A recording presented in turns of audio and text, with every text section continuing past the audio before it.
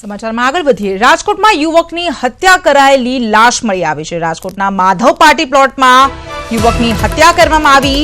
મૂઢમાર મારીને યુવકની હત્યા કરી હોવાની શક્યતા સેવાઈ રહી છે। તો યુવકને થાંભલા સાથે બાંધીને માર મરાયો અને રૂપિયાની લેતી દેતીમાં આ હત્યા કરવામાં આવી હોય તેવી શક્યતા હાલ જોવાઈ રહી છે।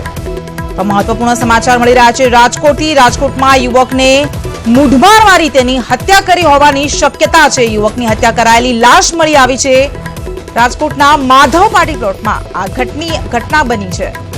યુવકને થાંભલા સાથે બાંધીને માર મારવામાં આવ્યો અને રૂપિયાની લેતી દેતીમાં યુવકની હત્યા કરવામાં આવી હોય તેવી શક્યતા જોવાઈ રહી છે।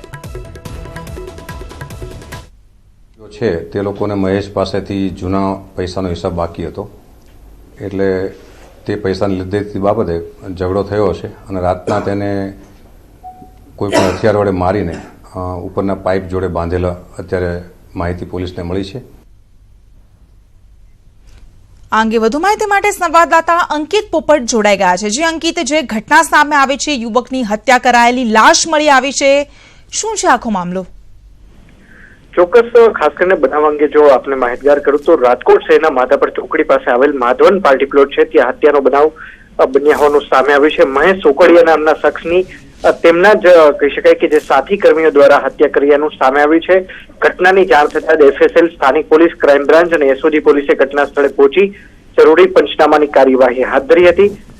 ખાસ કરીને જો વાત કરવામાં આવે તો પોલીસના જણાવ્યા પ્રમાણે મૃતક મહેશ સોકડિયા ગજાનન ઇવેન્ટ મેનેજમેન્ટ કંપનીમાં મંડપનું કામ કરતો હતો, ત્યારે તેની સાથે અન્ય 3 કર્મીઓ પણ કામ કરતા હતા। મહેશ સોકડિયા તેની ટીમમાં ખજાનચીનું કામ કરતો હોવાનું સામે આવ્યું છે, જેથી તેમના તમામના પૈસા છે તે મહેશ સોકડિયા પાસે રહેતા હતા। જે પૈસા મહેશ સોકડિયા જુગારમાં હારી જતા અન્ય કર્મીઓને તે પૈસા આપતો નહોતો, જે બાબતનો ખાર રાખી અન્ય 3 તેના જે સાથી કર્મીઓ છે તેમને ગત મોડી રાત્રે 1 થી 3 વાગ્યાની વચ્ચે મહેશને પાઇપ વડે ઢોર માર માર્યો હતો, તો સાથે જ અગાસી પર આવેલ થાંભલી સાથે બાંધી તેને મારી નાખવામાં આવ્યો હતો।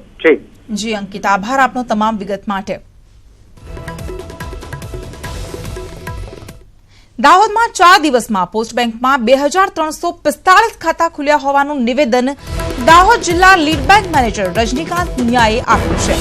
તેમજ પોસ્ટ બેંકના અધિકારીઓને ગામડાઓની સબ પોસ્ટ ઓફિસમાં કામગીરી શરૂ કરવાની સૂચના આપી દેવાઈ છે। લોકોને પોતાના ગામમાં જ ખાતું ખોલાવવા માટે અપીલ કરી છે। જે લોકોને કોઈ પણ અન્ય બેંકમાં ખાતું હોય તેને ખાતું ખોલવાની જરૂર ન હોવાનું પણ જણાવવામાં આવ્યું છે।